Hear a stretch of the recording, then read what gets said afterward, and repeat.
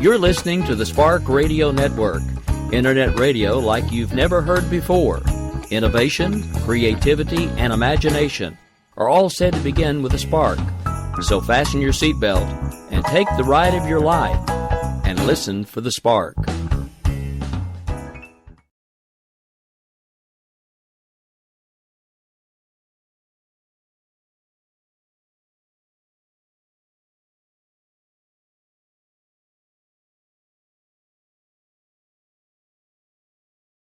In these uncertain economic times, you've got to do whatever you can to save money. One of our biggest expenses can be our cars, especially when unexpected repair bills hit. Not anymore. If you own a vehicle with less than 130,000 miles, is less than 12 years old, has a warranty about to expire, or even no warranty at all, you could stop paying for car repairs. Roadside assistance, towing, and rental coverage are all included. Don't wait for the next repair. Make one free call right now to see if you qualify. If your vehicle is less than 12 years old, has less than 130,000 miles, even if it's out of warranty, paying for car repairs can become a thing of the past. Call us right now and get your car protected before your next repair bill hits. Get protection and no more repair bills. Call 800-696-1030. Again, 800-696-1030. That's 800-696-1030. 800-696-1030. Joe had huge problems with the IRS. I knew it was coming. I hadn't filed taxes since 1990. All the IRS letters coming in added up to a nightmare. To get up to like $68,000, my heart started beating fast. It's like, there's no way, man. I mean, I ain't going to be able to do this. Then they stopped his paycheck. So that's when I started making phone calls and found U.S. Tax Shield. U.S. Tax Shield went to work immediately. They just took the bull by the horns. What blew my mind is he called the IRS right then and there. So why is U.S. Tax Shield A+ rated with the Better Business Bureau? Joe knows. They saved me a ridiculous amount of money. If you owe more than $10,000 to the IRS or state, choose the company Joe chose, U.S. Tax Shield. It was the best decision I made. U.S. Tax Shield is the way to go. Life is good. Thank you, Lord. Call 800-471-3287. U.S. Tax Shield. Boo-rah. Yes. 800-471-3287. 800-471-3287.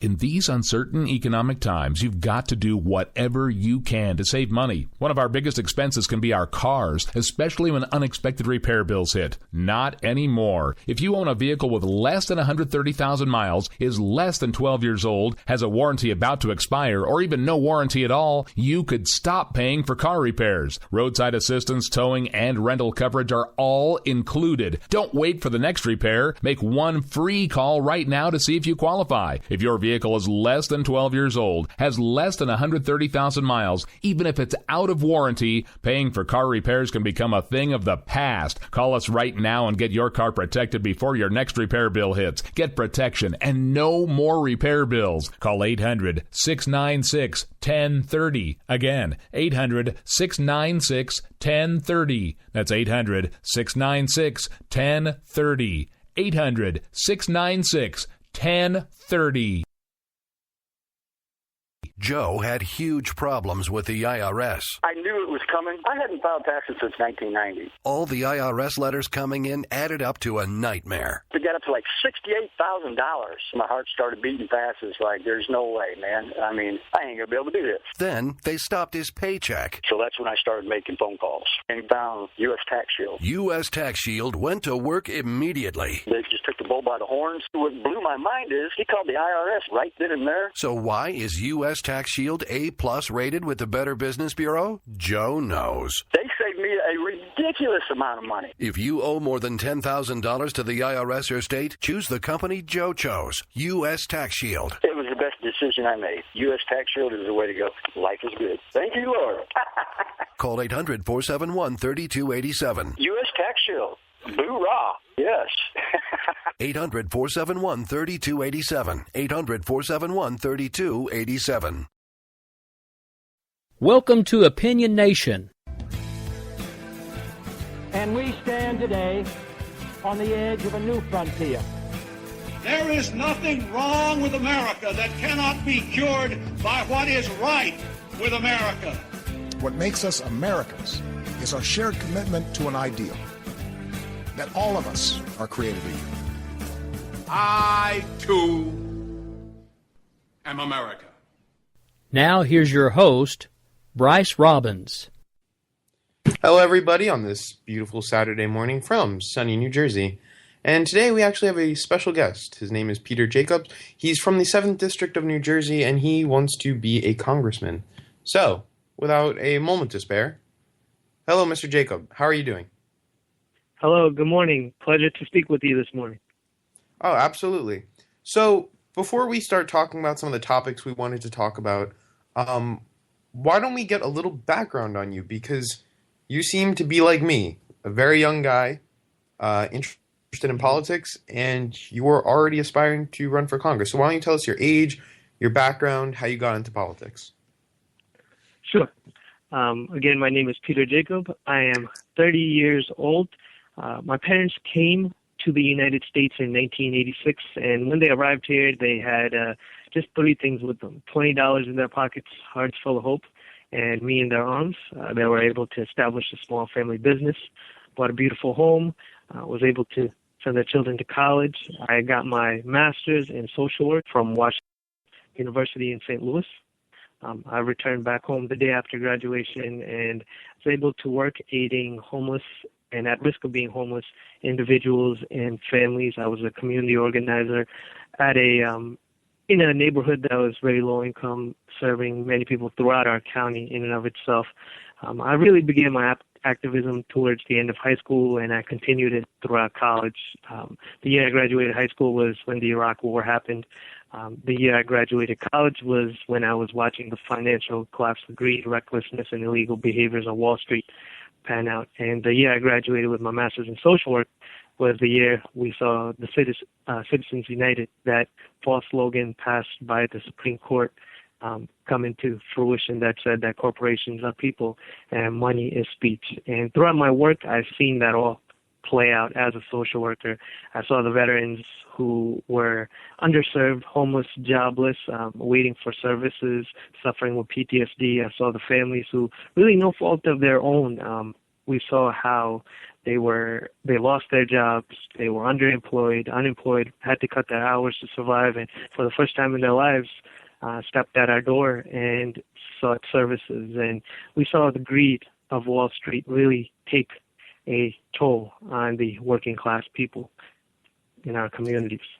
Okay, so I think it's from what you just said, it's pretty clear who you might be supporting for president. I think it's pretty clear from your Facebook page that you are a Bernie Sanders fan. Yes, I do support and endorse Bernie Sanders. Wonderful, because as am I. So yes, glad you feel the burn. Of course. Now, our producer of the show is slowly writhing in pain because he is a conservative, and so are most of our listeners. But that's all right; it doesn't really matter. It's about the issues, not the labels, for me. So yes, absolutely. No, I absolutely love that. But recently I've been thinking, and to me, there's an issue. I always said that it's not how much is taxed. It's how we are spending our money that's the problem. And to me, I feel as though with Bernie Sanders, he wants to raise taxes and do all these wonderful programs, which I think are great. But I think it's not so much how much we tax, it's how we're spending. So do you think it's necessary to raise taxes to 52% on people who are making over, I think it was $250,000 or $500,000? Mm-hmm. Well, with regards to what percentage it would be, I would still, like to get more research and be more informed before I say a specific percentage. But I'll say this.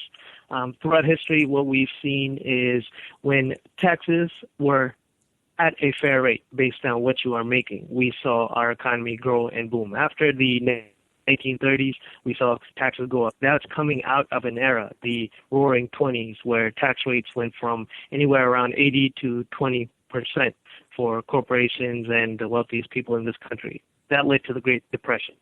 When taxes were raised, there was regulations put in place for the financial industry. We saw a boom in the economy. We had years and years where the middle class came out. People were able to go to college. People were able to buy homes. People were able to take care of their families, all on a single income, pretty much. We saw our economy grow at that rate. Now, with regards to spending, yes, we have to be careful in how we allocate our spending and how we are spending things. I think, for one, and this goes back to taxes, the fact that corporations have gone, Fortune 500 companies have gone years without paying taxes. The fact that $2.1 trillion is put in offshore tax havens just to dodge paying taxes to maintain the costs, in order to have to share the costs to maintain our society. The fact that we, as the working people, are taking the brunt of the burden for this. We have to suffer with these expenses. Now, if these people paid their fair share, if corporations paid their taxes and did not avoid it, I think we would have a more robust and stronger economy. Okay. I mean, but what do you then say to, the guy who's starting up his business and taxes are just abhorrently high? The corporate taxes in this country are far higher than they are anywhere else in the world. I mean, we have what seems to be a problem with taxing corporations. I agree with you. I would yield the point to you, of course, on tax havens and that nonsense. That crap needs to stop. But I'm talking about corporate taxes. It makes us uncompetitive. Would you not agree?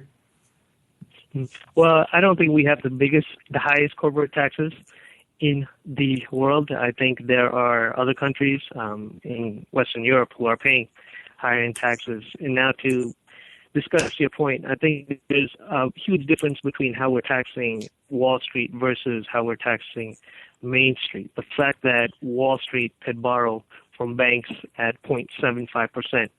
And just to bring this conversation into student loans, the fact that students are borrowing anywhere between 4.5% to 7%, I think that's unfair and just in and of itself. But I think the way that we are doing business in this nation is not conducive to supporting Main Street and small businesses. The fact that after Glass-Steagall was repealed in the late 90s, there's many community banks who did not want to take the risk of giving small businesses and people like you and I loans. That era of the 80s and 90s, early 90s is over. They rather put it into more risky financial transactions to benefit themselves. So we do not have an economy that's set up to support the little guy, the mom and pops. That's why they're disappearing. That's why we have the big industries, the one-stop big marts all over the place. And that's why we are seeing our communities, our downtowns become more barren. Where's the opportunity for people if we do not have the policies that are in place to support them? Okay. So, I mean, I would have to disagree with you on one thing. Is again the tax code, right? I love what you're saying, and I agree with it. But I think in lining with Bernie Sanders and our way of thinking, I know it's a different way of thought for us. I agree with free public schools, tuition-free colleges, universal pre-K. I love those ideas, and I think that they're great. But the fact of the matter is, we are creating an uncompetitive country, and when we compare ourselves to the rest of the world, yes, other countries have high corporate taxes, but we have some of the highest corporate taxes in the free world. And that's mostly true, as according to PolitiFact. So, my concern is that we become too much like the rest of the world, and then we lose our competitive edge. So, because the free market, whether we like it or not, has pushed us to becoming the preeminent, dominant country of the world with great resources and great, manufacturing and ideas that come from innovation is born here. So, do you think turning towards a socialist society could be a bad idea? What do you think is the negative from it? I mean, I know I have my opinions. I want to hear from you. Well, again, with tax rates, I would have to look at it. I know countries like maybe Sweden, even the United Arab Emirates have a pretty high top marginal corporate tax rate, and perhaps higher than the United States in the world. So I know our rates anywhere between 35% to 39% or so. I think in our nation, I think the way we spearhead innovation is through education in and of itself. I think we can become more competitive if we enable people to be have the education and opportunity to be so. Bernie Sanders says, the college degree is like what the high school diploma was years ago. And that's exactly true. You cannot compete in a market if people are not educated and they don't have the ability to be educated. Like, the cost of education has insurmountably increased and has not kept with the rate of inflation, have not kept in at the rate of which people are able to bring in incomes for their families. So I think if you disable an ability for people to get educated, you disable the ability for people to be inventors and entrepreneurs. Over a century ago, we had Thomas Edison, who was a pioneer, an energy entrepreneur. Now, years later, we are sitting at a point in our history where we cannot deny climate change and the reality that exists if we do not switch over to more renewable forms of energy. Now, how do we become innovators once again in this field? We need an educated populace of people. Renewable energy is, at the end of the day, we get more bang for the buck, and it supports our environment. Why should we not be innovators in this field when we have in the past? Especially here in the Garden State, there's a lot of opportunity to do this. We do not have a Congress that supports that because they're being backed by special interests from the fossil fuel industry. So I think if we are able to educate people, we invest in education, we have a government and a Congress of people that really acknowledge this truth about climate change. I think that will change the perception, what our values are, our whole worldview towards this particular issue. And I think we could be leaders again with regards to energy production.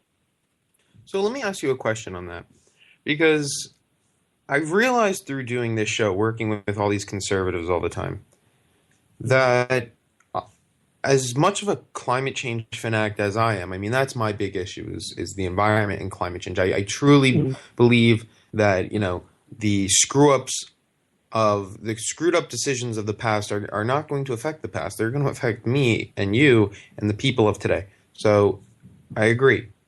But my problem is that we focus so much on the argument of you have to believe in climate change, and we ignore what's really the problem. The problem is the environment, right? Environmental protection. But it seems that the liberal argument is believe in climate change. Because at the end of the day, you and I can't drink, fracked water. We can't breathe, coal air. But we spend so much time forcing the notion that climate change is real down everybody's throats. And yes, I mean, you and I can believe that it is. We can see the science and say, all right, that looks like it's probably real. So do you think, would you agree with me that we as liberals, it is our job, we should stop focusing so much on the reality of climate change and start focusing more on narrowing the argument towards environmental protection? Yeah, I think that's an ongoing discussion. That'll be it's a debate between people when it really shouldn't be. I think we have to present the facts, stick with the facts. For example, right here in my district, there is a plan for a natural gas pipeline that's to be built. I think the majority of people are opposed to it. My current congressman, he has kind of ignored the issue. He's saying we should figure out another path to put that pipeline through. But the reality here is that people don't need natural gas. There's a surplus of natural gas in the nation. And where is this natural gas can be sent off to perhaps other states, perhaps other countries. It's not going to benefit the people. I think we should start making economic arguments as to why renewable energies would be more sustainable and more economically profitable for us to switch to. I think, we could strengthen those arguments versus just saying with regards to, okay, climate change is a reality for X, Y, Z, and start also having more economic arguments to support why we should invest in renewable energies, have environmental protections in place for X, Y, Z reason. So here's another problem that I have. So Europe is undergoing a huge, transition between, the energy of today to the energy of tomorrow. They're investing in solar panels, wind turbines, and over the next century, it's going to be like, I think, $20 trillion worth of investment. It's $120 billion a year. And the top science models are only showing that this will curb the heating of our planet by 1/10 of a degree. So, do you think allocating all these resources into, solar panels and wind turbines is smart? Or do you think what we should be doing is trying to make it economically viable? Because today, a natural gas plant is going to do better than a wind farm is. And those are just the numbers, right? I mean, I think we can all agree on that. So, do you think the way we're fighting the issue of climate change, the way we're fighting the issue for environmental protection needs to be reworked? And if so, how would you do it? Well, I would say that from what I've seen is that it is at the initial cost what it was perceived to be initially for creating, a solar farm or a wind farm. The costs were high, and now relatively within the past 10 years and continuing, so, the costs are decreasing. You were seeing solar panels pop up on roofs all throughout our communities. I think the costs will continue to decrease. I think there's a lot of things Congress can do. There's really no incentive that's placed by our congressional leaders to enable people to invest further in cleaner green energy. There's no alternatives to using fossil fuels as a source of energy. I think if we could change the way in which we are approaching the issue, I think the costs will tremendously go down. For example, Tesla has been having a tough time selling their cars in certain states because the governors don't want it there. And why is that? Because the fossil fuel industry have these people in their pockets. So I think that is the major issue that we're facing. I think Europe, they're heading in the right direction. They see the threats of climate change. The CIA, the Department of Defense have all admitted that this is one of the biggest threats to our nation in and of itself. And again, why should we fall behind when we could be the leaders on this frontier? Right. No, I agree, and I definitely I support what you're saying, and I hope that you can make that change. So, what's your competition like in the 7th District, and when's your election? When can people come out and vote for you? Mm-hmm. So, right now, in the 7th District, we have an incumbent Republican. It is a Republican-leaning district. We have about over 700,000 people, out of which 500,000 are registered voters. And out of that number, we have about roughly 120,000 people who are Democrats, and another 47,000 people who are Republicans. It's been gerrymandered several times, and this is a major issue in and of itself that we've been talking about throughout our communities, because people are perplexed by the fact that my town is split. My town, which is pretty much Democratic for the most part, is split 55% into my congressional district and 45% into a Democratic district. And it goes from here all the way to the border of Pennsylvania. And they have gotten rid of towns which traditionally vote Democrat so that they could protect the district. what gerrymandering is about is cracking and packing to ensure that elections are rigged. And my big problem here is that, representatives should not pick their constituents. Constituents should vote for the people they want representing them. And that has been the biggest failure in our nation. I think one of the biggest failures, rather, in our nation, because how is that democratic? How is that democracy? It is one of the greatest impingements to democracy because all elections, no matter how long those terms are, 2 years, 6 years, 4 years, should be made competitive. But we've been able to tap into a progressive base. A lot of people, I believe these progressives always existed there, but because the national platform right now, a lot of people are coming out the woodwork, and we've been able to get in touch with pockets of individuals and just going around our community. I've spoken to people who've been very disenchanted and disillusioned by the political process, the Democratic Party specifically. And when I knock on doors and people say, oh, I'm a Republican, and based on our voter file information, we know they're Democrats, and we ask them about that. And then they say, they're not happy with what's going on. So after some conversation, we're able to discuss, like I said, the issues that matter to them. And at the end of those conversations, people say, you know what, young man, I'll vote for you. We've even spoken to Republicans, people who are very dissatisfied with the current congressional candidate who basically told us that, we liked him when he came into office. We liked him as an assemblyman when he was, even some people even called him an environmentalist back then.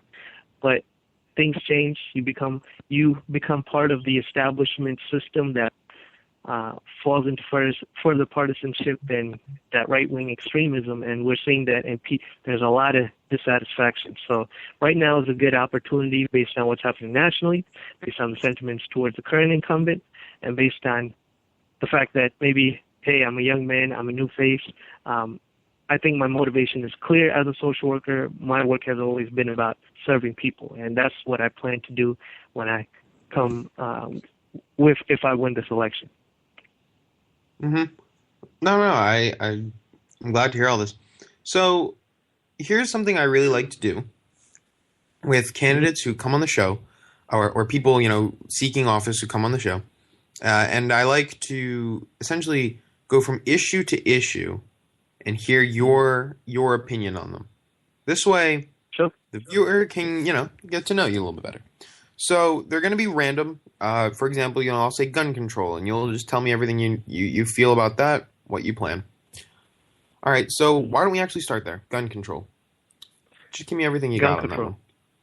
Yes. I think Senator Sanders, his position is, people are kind of confused on or have a misunderstanding of where his position is. I think he has a very common sense approach to it. I don't think anybody wants to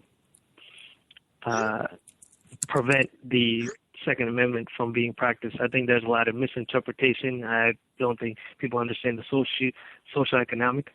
the social and historical context in which we talk about gun control. I don't think it was written in a time when people were worried that the King of England was going to come march in and steal your guns and his army. So that being said, I support what our state has done, and I think it's really a state-by-state decision. People go hunting in certain states. When I went to school in Missouri, there's people who hunt there. I met people from Alaska, people from New England, and from around the country. We want to ensure that we protect that right, and I think that's something that members of the NRA, not the NRA itself, but members of the NRA see eye to eye with. Yeah, we need strong gun regulation. We need to get rid of the gun show loopholes and the internet loopholes. We need to ensure that when we purchase guns, that people are trained properly for them. It's similar to when you get a license, and nobody buys a car with the intention of harming anybody. And I don't think most people buy guns with the intention of doing that either. But, you need to get proper training. You need to get a license, a registration, and all that. So we have to ensure all that stuff is in place to protect the citizens of this nation. And that being said, when I do also speak to people about guns, I think one major thing that comes up is, and people who want to buy guns, they say, I want to buy guns because I want to feel safe. And that's completely understandable. And my argument would be, what if we created a society that doesn't require guns to make us feel safe? I think that is really the crux of the argument here. If we build an economy where everyone has the education and opportunity to have a good paying job and not worry about how tomorrow's bills will get paid, it's common knowledge that the middle class areas where these opportunities exist have very little gun crime or crime rates in general, compared to working poor communities where the best opportunities come from only criminal activity and the black market. So if we're able to tell the corporate media to knock it off with if it bleeds, it leads policies so that we stop thinking we face danger at every single turn, both of these things will go a long way in easing our expanding national paranoia, and we need to work on alleviating the need for guns rather than focus solely on restricting the guns themselves. And the second point, if I may add to this, is I get pretty upset, as a social worker, someone who works in the area of mental health with those with psychiatric disabilities.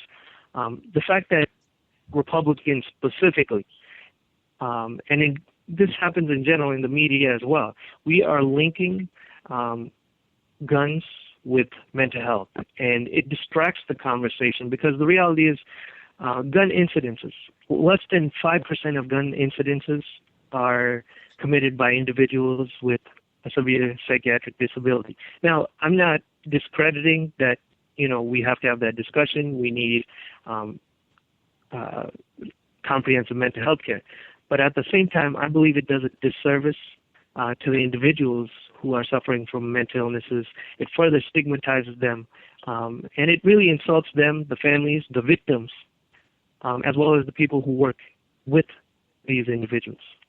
Well, the fact of the matter is, though, whenever we see these mass shootings, they're normally coming from, people with severe issues. Mm-hmm. Now, I know what you're talking about is, a guy walks in on his girlfriend cheating and kills the guy and her. Yes, that would, one, consider to be a mass shooting because it's two or more people, and two, he did in the heat of the moment, and that's gun crime. So yes, I understand mm-hmm. what you're saying, but do you not think that also we need, intense preventative health care for the mentally ill to stop this? Because this seems to be a problem. It's always been my opinion that we should take the Second Amendment rights away from those who have ever been forcibly entered into a mental illness facility. But I don't know. What is your opinion on that? Mm-hmm. I think, if you have a history of crime and you have a mental health history, those things should come up. But I think that in and of itself, the majority of gun crimes, violent crimes, are not from individuals who are mentally ill. I think we have to focus the conversation when it comes to that with regards to access to guns, how these people are accessing and getting guns. I think there also has to be a level of personal responsibility here. This is also a philosophical conversation. If you are in your home, you have children, should you have just guns lying around unattended to or easily accessible? That's something people in and of themselves. When Republicans like talking about individual responsibility, it seems like we are negating this whole conversation about when it comes to guns in and of itself. Okay, very, very good. I mean, you seem to have really formulated your opinion on that one, so I respect your opinion and I agree. All right, so another topic I think that we should definitely talk about is you mentioned in our state, right, New Jersey, and something that was kind of interesting that happened, was that our governor just supported somebody. And I think we all know who that is. It's Donald Trump. What are your opinions on Donald J. Trump? My opinions on Donald J. Trump. Well, I don't think he's the smartest man in the world. And if we continue these policies that he plans to put in place if he becomes president, then he may be, because there will be no other human left, in my opinion, to live beside him. So in that case, it may be. What's interesting, though, is that for whatever reason, Chris Christie, our part-time governor, has returned to his full-time job, which is returning to the campaign trail. What he plans to get out of it, I don't know. Maybe become Attorney General, Vice President, I don't know. I find it interesting, though, in my district that our Congressman, Leonard Lance, he had endorsed Christie in the past. He's given to Christie's presidential campaign. He's received money from Christie. And yesterday, Christie endorsed Trump. So does that mean Leonard Lance, indirectly or directly, will be endorsing Trump? That'll be interesting. I think Donald Trump, in my opinion, it's interesting how this all carried out and happened. He was a presidential candidate before. He was seen as way out there, didn't have a chance, publicity stunt. This time around, I think there's been a socio-cultural shift towards our attitude when it comes to politics and establishment politics specifically. And I think he did not anticipate this coming, and he's just continuing to just ride the wave. I don't know if he truly believes what he says. He hasn't talked substantively about the issues and elaborated on them in detail. I don't think he's fit to be president at all. But we'll see how things go. At this point, it seems like he could be the nominee, and I wonder how the Republican Party will respond to that. No, absolutely. Let's see. I was thinking a good question to ask you is, Obama's key legislation will always be Obamacare, right? That's probably what he's going to be remembered for. That's the biggest thing he got done. What would your key legislation be if you were a congressman that you would want to say, I put my name on that? Mm-hmm. If I may respond to the Affordable Care Act, and I think we may also talk about single payer as well and health care in and of itself. I think the Affordable Care Act, it was a step in the right direction. I think it enabled more people to be able to access health care. However, I think it's something to really just benefit insurance companies at the end of the day. And I was kind of disappointed when the public option was taken off the table and we didn't really even have a debate about it. My whole position is healthcare is a right, and we should support it as such. I think that providing people with that will enable people to feel free in a country that prides itself as a nation that purports having life, liberty, and the pursuit of happiness. The first of those being life. If we do not provide health care, which is to ensure good quality of life, we cannot have liberty or the pursuit of happiness.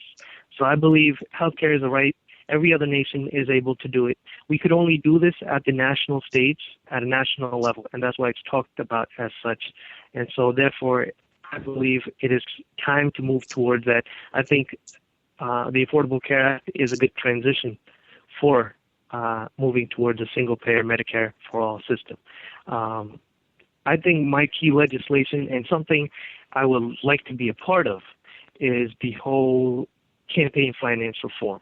I think that affects me and anyone else who is willing to run. We see the interesting thing about this year, about the quote-unquote political revolution that Bernie Sanders is bringing, what he's inspired people to do. And I've never seen this, and I don't think this has happened historically. Tons of people around the nation have come forward to run for public office at all levels as Sanders Democrats.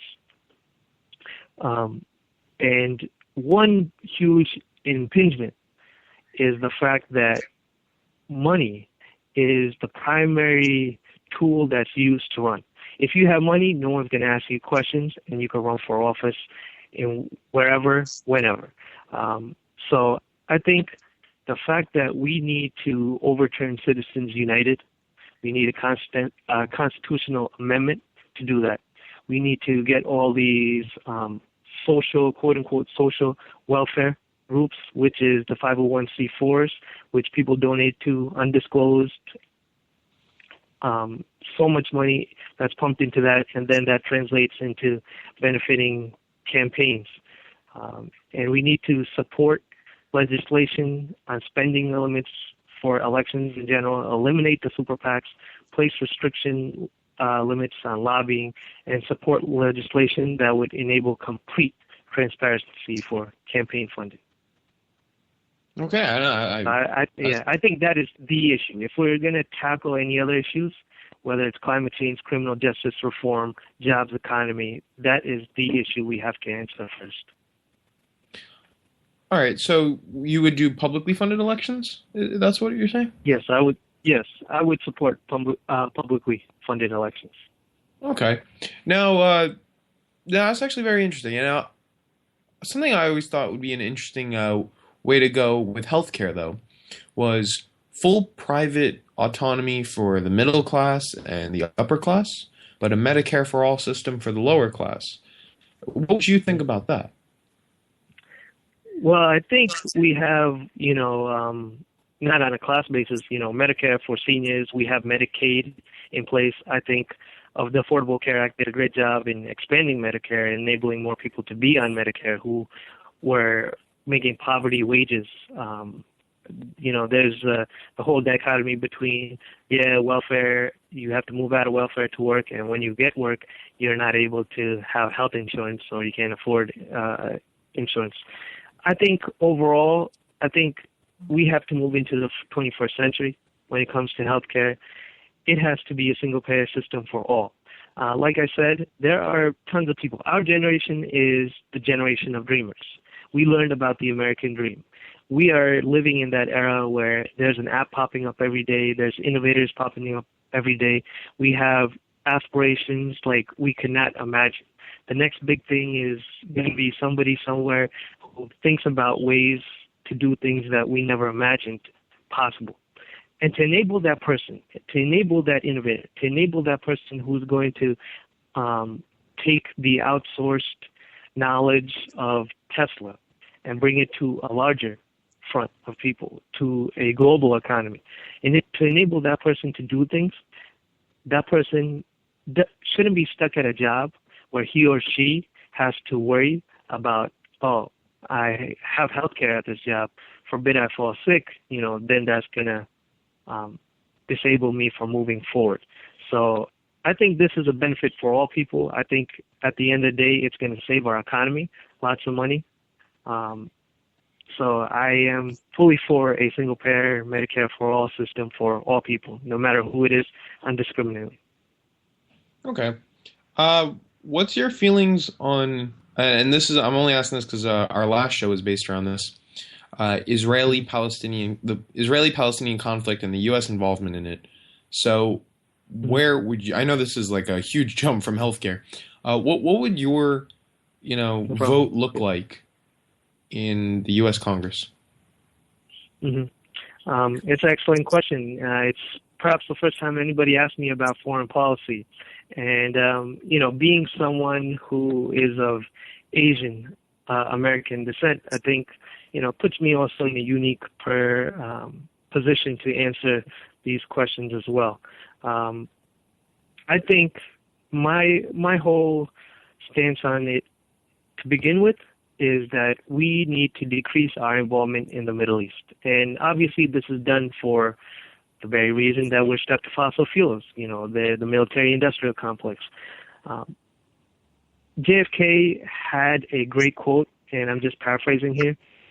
He said that we should let democracies flourish in the Middle East and decrease our involvement in those nations as we are doing with the industries, with Mossadegh or Syria. This is all a product of U.S. intervention in places like Iran, Syria, and so forth. We would not be in the situation if we had not gotten our hands so dirty in this place and let people govern as needed and let them come to democracy on their own terms.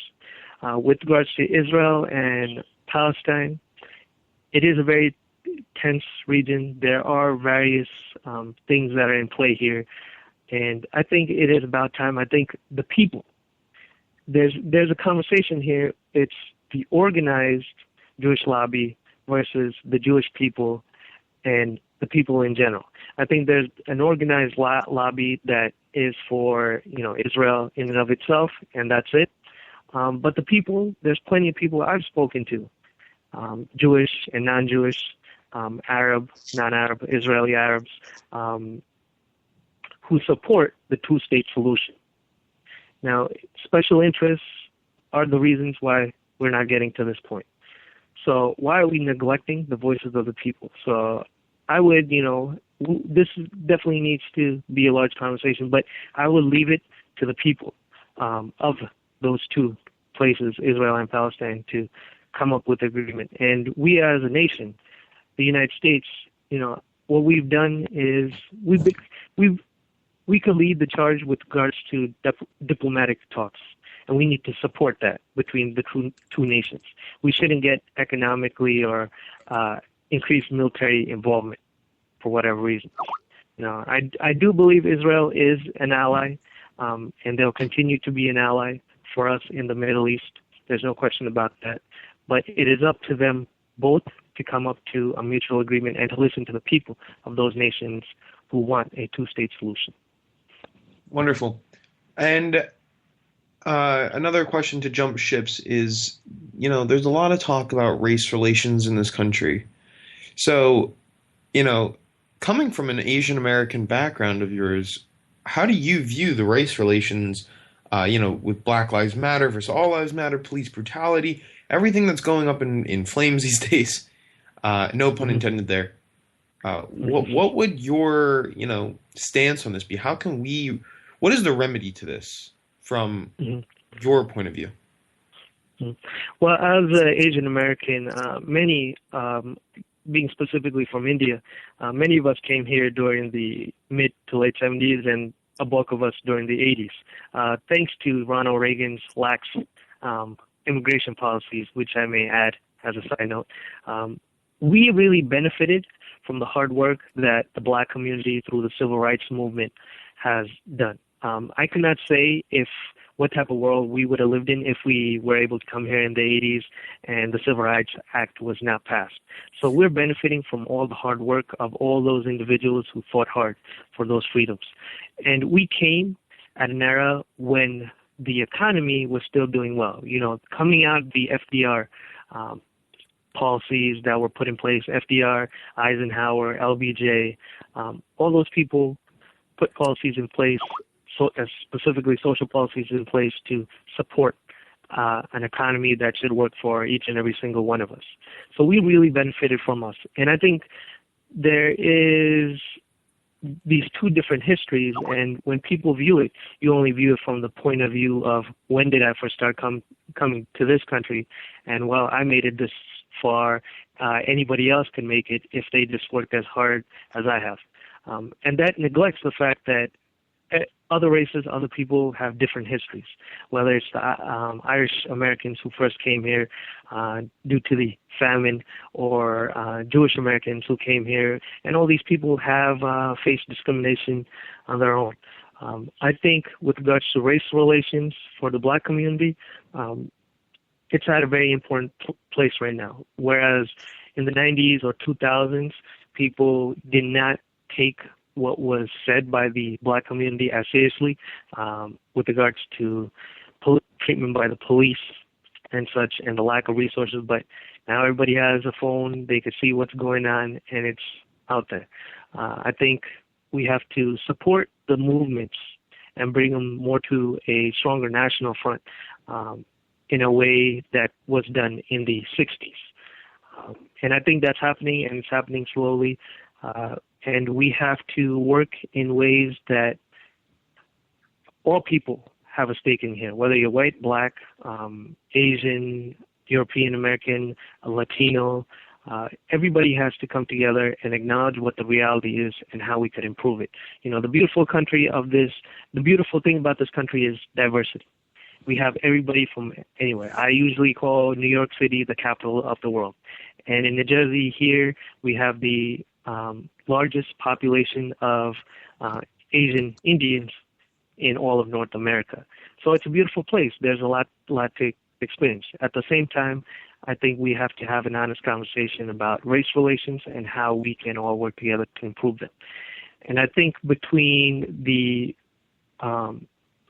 communities, we also have to understand the history of criminal justice, and we have to have a conversation in which we have to dismantle how that has impacted the black community specifically with regards to whether it's convictions for nonviolent crimes, drug possession, and how the Violent Crimes Act of the 1990s have put more blacks into prisons, cut their housing, cut their benefits, and indirectly stated that, okay, if you're going to live somewhere, it's essentially prisons have been built for that reason, So there's a lot of conversations involved with this. I think also with regards to policing, I think we need stronger community and neighborhood policing. I think police officers should reflect the communities that they are in. And I think it's very important here to build that relationship with police officers. There's not too many cops out there who are walking the beat as they used to. There are plenty of good police officers out there. I know plenty of them personally. And just through my work as a social worker, they've been very supportive. They appreciate what we do.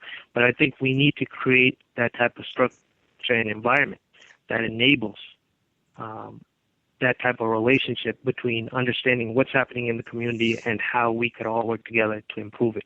No matter who you are as a stakeholder, whether you're a nurse, whether you're a police officer, whether you are a government official, whether you're a social worker.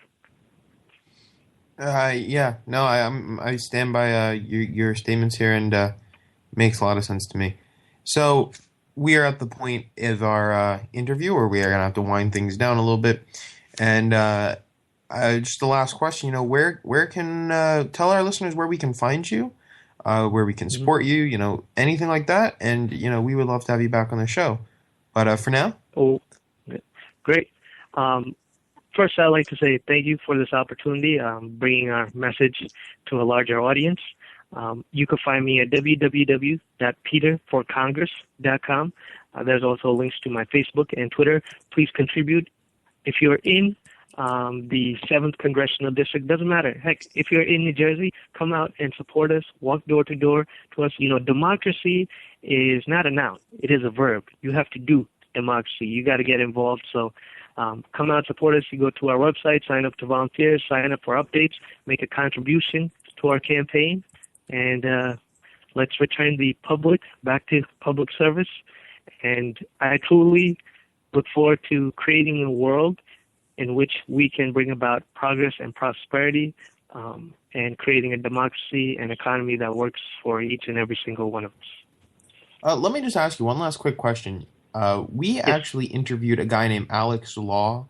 He's running for Congress, and he's just like you, very young guy, millennial, liberal, Bernie Sanders fan. Have you been in contact with him at all? We had conversations. We're two young people doing the same thing. I like what he's doing down there. He's a good guy, and we have the same values. Of course, we are in two different positions. He has he's running primarily a primary race against a Democratic incumbent. The nature of what I'm doing here is a little different, where I'm running against in a Republican district against an incumbent Republican. Well, yeah, of course. I mean, it's just nice to see the transformation, I guess. So that's just kind of sparked my curiosity. All right. Well, Mr. Jacob, thank you for coming on the show. We definitely hope to have you back. It's been a wonderful interview. Any last statements? Please check out my website. We'd love for people to get involved. It's been a pleasure again. And look forward to future conversation. All right. Sounds good. All right, ladies and gentlemen, so that was Peter Jacob. He's running for Congress, an Indian American, Bernie Sanders supporter. So, this wasn't a crazy day for me. I got to have a nice conversation with a guy who I see eye to eye with, as opposed to Rick, who makes my ears bleed when I find myself agreeing with him, as I have been lately. But anyways, I would still like to point out you said probably, not definitely. Oh, you're killing me. I read that message. So, before I go, I'll tell everyone what happened. So, in my interview just now, I said, you and I can both probably agree that climate change is real. Rick immediately hit to the message board to say that I used the word probably, and old Bryce would have used the word positive. So on that note, I'm going to go drink bleach. Have a good day, everybody. This has been Opinion Nation. I'm Bryce Robbins. I'll be back next week to drive you a little more crazy, a little more left. Have a good week, everybody.